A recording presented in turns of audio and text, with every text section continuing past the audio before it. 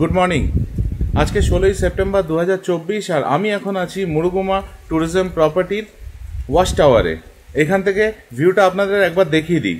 আমি এখন আছি এই ওয়াচ টাওয়ারের ওপর, আর এই যেটা দেখতে পাচ্ছেন এটা হচ্ছে এখানকার রেস্তোরাঁ, তার পেছনে এইটা হচ্ছে রিসেপশন, আর আমাদের রুমটা আছে ওই বিল্ডিংটায়। আর এ পাশটায় দেখুন, এই হচ্ছে মুরুগুমা লেক। কি অসাধারণ লাগছে দেখুন। ওইদিকে পাহাড়ের মাথায় মেঘ জমে রয়েছে, আর এ পাশে যে পাহাড়টা রয়েছে সেটার মাথায় দেখুন পুরো মেঘে ভর্তি, মেঘ বয়ে যাচ্ছে ওপর দিয়ে। ইনফ্যাক্ট পাহাড়ের চূড়াটা দেখাই যাচ্ছে না। আর এই ওয়াচ টাওয়ার থেকে চারপাশটা ঠিক এই রকম লাগে। এদের এখানে ব্রেকফাস্টে অপশান হচ্ছে দুধ কর্নফ্লেক্স, পুরি সবজি আর ব্রেড অমলেট। যারা অমলেট নেবেন না তাদেরকে এরা ডিমের পোচ বানিয়ে দেন। এর সাথে চা আছে, মিষ্টি আর কলাও আছে। আমাদের এখানে কমপ্লিমেন্টারি ব্রেকফাস্ট ছিল, সেটা আমাদের এখন হয়ে গেছে। একটু পরে এখান থেকে আমরা বিল পেমেন্ট করে চেক আউট করে যাব। আর আজকে আমরা যাব আমাদের বাড়ি কলকাতা।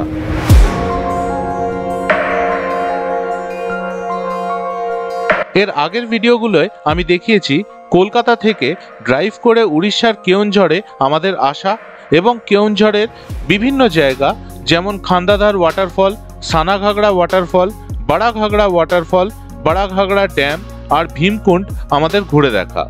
তাছাড়াও আছে কেওনঝড় থেকে পুরুলিয়া আসার আমাদের অভিজ্ঞতা কেমন ছিল, ওয়েস্ট বেঙ্গল ট্যুরিজমের মুরগুমা ট্যুরিজম প্রপার্টির একটা ট্যুর, আর পুরুলিয়াতে বিভিন্ন জায়গা যেমন Turga falls, Bamni falls, marble lake আর মুখোশের জন্য বিখ্যাত চড়িদা গ্রাম আমাদের ঘুরে দেখা। আপনারা যদি ওই ভিডিওগুলো না দেখে থাকেন তাহলে একবার দেখে নেওয়ার অনুরোধ রইল। আশা করি আপনাদের ভালো লাগবে। ওই ভিডিওগুলোর লিঙ্ক আমি ডেসক্রিপশন বক্সে দিয়ে দিলাম, আর আমাদের এই কেওনঝড় পুরুলিয়া ট্রিপের প্লেলিস্টের লিঙ্ক আই বাটনে দিয়ে দিলাম। তাহলে চলুন শুরু করা যাক আজকের ভিডিও। পুরুলিয়া বেড়াতে এলে আপনারা শীতকালেও আসতে পারেন, আবার বর্ষাকালেও আসতে পারেন। শীতকালে এলে আপনারা খুব ভালো ঠান্ডা পাবেন, ঘুরতে খুব ভালো লাগবে, কিন্তু প্রকৃতি তখন অনেকটা রুক্ষ হয়ে যাবে আর ওয়াটারফলগুলোয় অনেক কম জল পাবেন। আর বর্ষাকালে এলে পুরুলিয়াকে এরকম সবুজ দেখতে পাবেন, আর ওয়াটারফলগুলোয় ভীষণ বেশি জল পাবেন, খুব ভালো লাগবে দেখে। এখানে দেওয়া আছে কিছু জায়গার নাম, যেগুলো আপনারা মুরগুমা থেকে দেখে নিতে পারেন। এখন বাজে 10:45 আর আমরা বেরিয়ে গেলাম মুরগুমা ট্যুরিজম প্রপার্টির থেকে। এখন আমরা আমাদের বাড়ি কলকাতায় ফিরছি। এই ভিডিওতে যেতে যেতে আপনাদের রুটের ব্যাপারে সব রকম তথ্য জানাবো। এই চলে এলাম আমরা ঠিক মুরগুমা লেকের পাশে, আর এখনো মুষলধারে বৃষ্টি হয়ে চলেছে। আমি নিজে নেমে কোনো ছবি তুলতে পারছি না। আমরা এখন দাঁড়িয়ে মুরগুমা লেকের পাশে। ওই পারের পাহাড়গুলো দেখুন, দেখাই যাচ্ছে না, মাথায় পুরো মেঘে ভর্তি। কি অসাধারণ লাগছে দেখুন, কিন্তু আনফর্চুনেটলি নিচে নেমে কোনো ছবি তুলতে পারছি না, এত জোরে বৃষ্টি হচ্ছে। মুরগুমা থেকে তিনটে রাস্তা আছে মেনলি। একটা হচ্ছে আরামবাগ হয়ে, সেটা দিয়ে আমরা যাব না, খুব সরু রাস্তা শুনলাম এখানে, এবং গর্ত আছে নাকি শুনলাম। আরেকটা আছে বর্ধমান হয়ে, সেটা দিয়েও যাব না। আমরা যেখান দিয়ে যাব ওটা একটু লঙ্গার পড়বে, ওটা রানীগঞ্জ হয়ে আমরা দুর্গাপুর এক্সপ্রেসওয়েতে পড়ব। সেটা আমাদের সময় লাগবে 7 ঘন্টা 40 মিনিটের মতো। আর এই রাস্তাটা দিয়ে ডিস্টেন্স হচ্ছে 340 কিলোমিটার্স। আপাতত আমরা বেগুনকোদর মোড় অবধি যাব, ওইখান থেকে আমরা মেন রোডে পড়ব। আমাদের এখানে এই মুরগুমা ট্যুরিজম প্রপার্টিতে থাকার অভিজ্ঞতা অসাধারণ, সত্যি ভীষণ ভালো লাগলো। দুদিন অসম্ভব ভালোভাবে কাটলো, কিন্তু একটাই ব্যাপার হচ্ছে এই অ্যাপ্রোচ রোডটাকে ইমিডিয়েটলি ঠিক করা উচিত। বড় বড় গর্ত, মাটি বসে গেছে, অনেক জায়গায় গর্ত হয়ে গেছে, চাকা ঢুকে যাচ্ছে, স্কিড করছে এই বৃষ্টির সময়, খুব বাজে অবস্থা। এইটাকে ইমিডিয়েটলি ঠিক করা উচিত, তাহলে এই প্রপার্টিতে থাকার অভিজ্ঞতাটা আরও সুন্দর হয়ে উঠবে। কালকে যখন এই রাস্তাটা দিয়ে ফিরেছিলাম তখন সাংঘাতিক জল ছিল। আজকে একটু হলেও জলটা কমেছে, কিন্তু এখনও বেশ জল আছে রাস্তায়। সামনে দেখুন টোটোটা আসছে, তার চাকাগুলো প্রায় ডুবে গেছে। আর এই বৃষ্টির মধ্যে গর্তগুলো একদমই বোঝা যাবে না জল জমে থাকার জন্য যে কোন গর্তটা কতটা ডিপ।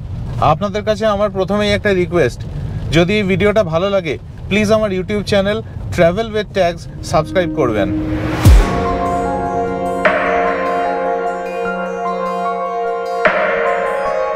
আমরা এখন বেগুনকোদর চলে এসেছি, এখন মেন রোডে বেরোলাম, কিন্তু এই জায়গাটা প্রচণ্ড ঘিঞ্জি।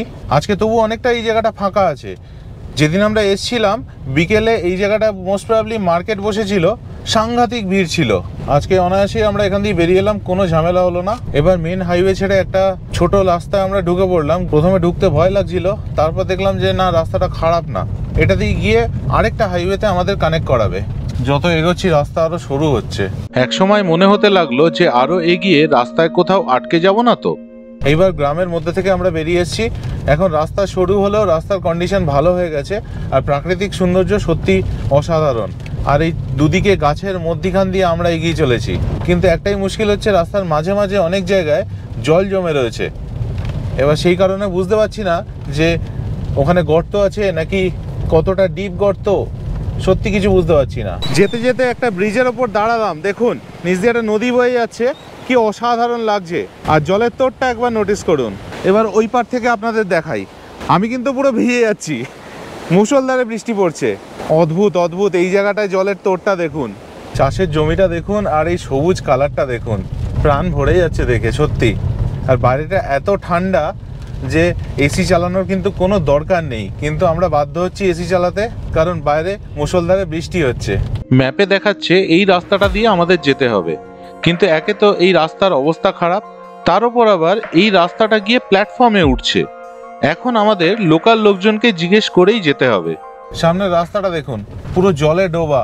এই আমি প্রতিজ্ঞা করে নিলাম আর কোনোদিন আমি গ্রামের মধ্যে শর্টকাট নেব না। এই সাংঘাতিক রাস্তা ছেড়ে এখন আমরা বেরোলাম এই পুরুলিয়া হাইওয়েতে। এইখান দিয়ে আমরা ডান দিকে চলে যাব। মানুষ ধাক্কা খেয়ে শেখে, আর আমারও ঠিক তাই হলো। এর আগে পাহাড়ে গিয়ে একবার শর্টকাট নিতে গিয়ে খুব বাজেভাবে ফেঁসে গেছিলাম, তারপর থেকে পাহাড়ে আর শর্টকাট নিই না। আর আজকে এই গ্রামের মধ্যে দিয়ে রাস্তাতেও সেম অভিজ্ঞতা হলো। আমরা শর্টকাট নিতে গিয়ে উল্টে আরো বেশি ঘুরতে হলো, আমাদের সময় বেশি লাগলো আর বাজে রাস্তার সম্মুখীন হলাম। তো ওই জন্যে এখন থেকে গ্রামের মধ্যে যখন ট্রাভেল করব শর্টকাট আর নেব না। আজকের এই ভিডিওটা আপনারা দেখতে থাকুন। এই ভিডিওতে আমি আপনাদের বলবো কোন কোন রাস্তা দিয়ে আমরা কলকাতা ফিরছি, কত সময় লাগলো, কীরকম রাস্তার কন্ডিশন, সব কিছু। আর এছাড়াও ভিডিও শেষে থাকবে এই ট্রিপে আমাদের কোন কোন হেডসের আন্ডারে কত খরচা হলো তার একটা হিসেব, যাতে ভবিষ্যতে আপনারা যদি এই ট্রিপটা প্ল্যান করেন আপনাদের হেল্প হয়। আমরা এবার পুরুলিয়া হাইওয়ে থেকে বেরিয়ে গেলাম, আর এটা যাচ্ছে এখন রঘুনাথপুরের দিকে। আর যেরকম দেখতে পাচ্ছেন আরও বৃষ্টির পরিমাণ বেড়ে গেল।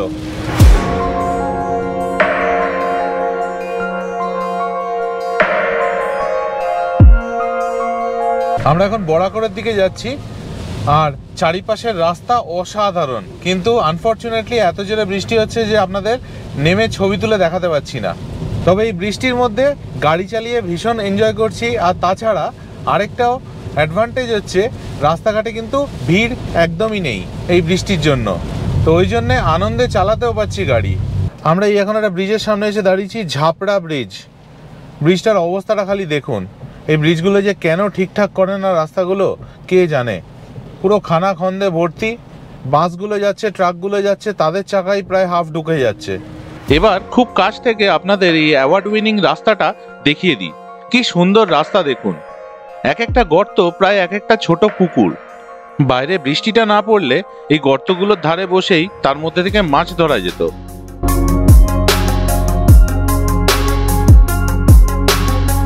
আমরা এখন রঘুনাথপুর চলে এসেছি। এই রাস্তাটা সোজা চলে যাচ্ছে আসানসোলের দিকে, আর আমরা এখান থেকে ডান দিকে চলে যাব রানীগঞ্জের দিকে।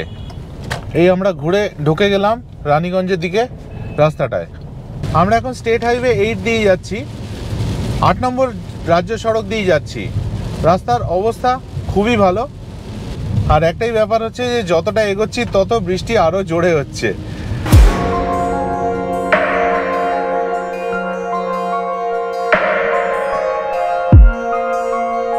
আমরা এখন রানীগঞ্জের দিকে এগিয়ে যাচ্ছি, আর এখন দামোদর নদী ক্রস করছি।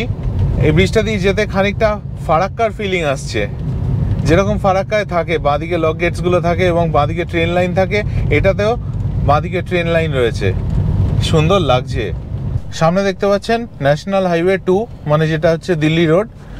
এখান দিয়ে আমরা ব্রিজের নিচ দিয়ে সোজা চলে গিয়ে ক্রস করে ডান দিকে নিয়ে নেব কলকাতার দিকে। রাস্তার অবস্থাটা একবার দেখুন। এরপরে সত্যিই মনে হয় যে এত টাকা টোল ট্যাক্স কেন দিচ্ছি, আর কেনই বা নিচ্ছে।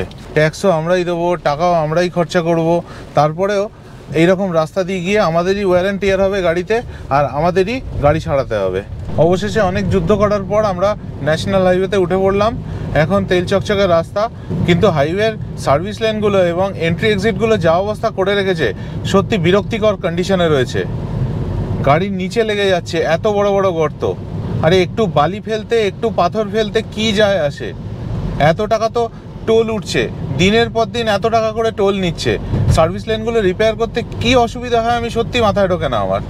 এখন ঘড়িতে বাজে 3:15 আর আমাদের এখনও লাঞ্চ হয়নি। কোনো ভালো জায়গা পাইনি এতক্ষণ, কোনো ভালো রেস্টুরেন্ট বা হোটেল। তো সামনে দুর্গাপুর আসছে, ওখানে দাঁড়িয়ে কোথাও একটা লাঞ্চ করে নেওয়ার ইচ্ছা আছে। দুর্গাপুর এখান থেকে দেখাচ্ছে 21 কিলোমিটার, সময় লাগবে 25 মিনিট। আমাদের এখন কলকাতা পৌঁছতে আরও 200 কিলোমিটারের মতো বাকি। আর এই হাইওয়েটা এতই ভালো যে এখানে উঠেই আবার মনে হচ্ছে কোথাও একটা বেড়াতে যাই। বাড়ি ফিরতে ইচ্ছে করছে না। এটা যদি উল্টো দিকে যেতাম মনে হয় আরও বেটার হতো। কারণ সত্যি কথা, এখন যদি ছুটি থাকতো আমাদের হাতে, আরেকটা কোথাও চলে যেতাম। এর আশেপাশে অনেক জায়গা আছে যাওয়ার। একটা বোর্ডে একটা দেখলাম মাইলস্টোনে ধানবাদ লেখা। তো তখন আমি আর অনিন্দিতা ডিসকাস করতে থাকলাম যে এরপরে ধানবাদ গেলে হয়। ওখানে শুনেছি একটা খুব ভালো ওয়াটারফল আছে। তো বর্ষার সময় তো অসাধারণ লাগবে। তো দেখা যাক কত তাড়াতাড়ি প্ল্যান করতে পারি ধানবাদ। আর ধানবাদ গেলে এই রাস্তা দিয়ে যেতে হবে আসানসোল ক্রস করে। এবারে দুর্গাপুরে ঢুকছি লাঞ্চের জন্য। বেশ তাড়াতাড়ি পিৎজা দিয়ে লাঞ্চটাও করে নিলাম। এখন বাজে 5:15 আর আমরা দুর্গাপুর থেকে বেরিয়ে গেলাম। আমাদের আর যেতে হবে 182 কিলোমিটার, সময় লাগবে 4 ঘন্টা 15 মিনিটের মতো। এখানে এক্ষুনি একটা বোর্ড দেখতে পেলাম যেখানে লেখা রয়েছে দার্জিলিং 530। এটা অনিন্দিতা দেখলো আর তারপরে আমি বলে উঠলাম, কি যাবে নাকি? সত্যি এই বোর্ডগুলো দেখলে না কীরকম একটা হয় মনের মধ্যে, মনে হয় আবার বেরিয়ে পড়ি। খুব তাড়াতাড়ি যদিও বেরোবো, একটা মেগা ট্রিপ প্ল্যান হয়ে রয়েছে আমাদের। সেটা পুজোর সময় শুরু হবে। তো সেটার হোটেল বুকিংগুলো করতে হবে, এখনও অনেক কাজ বাকি। তো এরপরে বাড়ি গিয়ে এই সিরিজের ভিডিও বানাবো। এর আগে লখনৌ সিরিজ আছে, তার ভিডিও বানাবো। আর সাথে সাথে ওই আগামী ট্রিপের প্ল্যানটাও করতে হবে। আজকে আমাদের টোটাল টোল দিতে হলো 305 টাকা। এরপর অন্ধকার হয়ে গেছিল, তাই আর ভিডিও করিনি। এই ট্রিপে আমরা টোটাল 1280 কিলোমিটার ড্রাইভ করেছি, আর আমাদের গাড়ির মাইলেজ ছিল 19.6 কিলোমিটার পার লিটার। এবার আমি স্ক্রিনে দিয়ে দিলাম আমাদের এই ট্রিপে কোন কোন হেডসের আন্ডারে কত খরচা হলো। আমাদের টোটাল খরচা হলো 26,714 টাকা। আজকের গল্প এই পর্যন্তই। খুব তাড়াতাড়ি আসছে আরও অনেক ভ্রমণের গল্প, তাই দেখতে থাকুন আমার চ্যানেল। আর ভিডিওটা ভালো লাগলে প্লিজ আমার YouTube channel travel with tags subscribe করবেন। ভালো থাকবেন।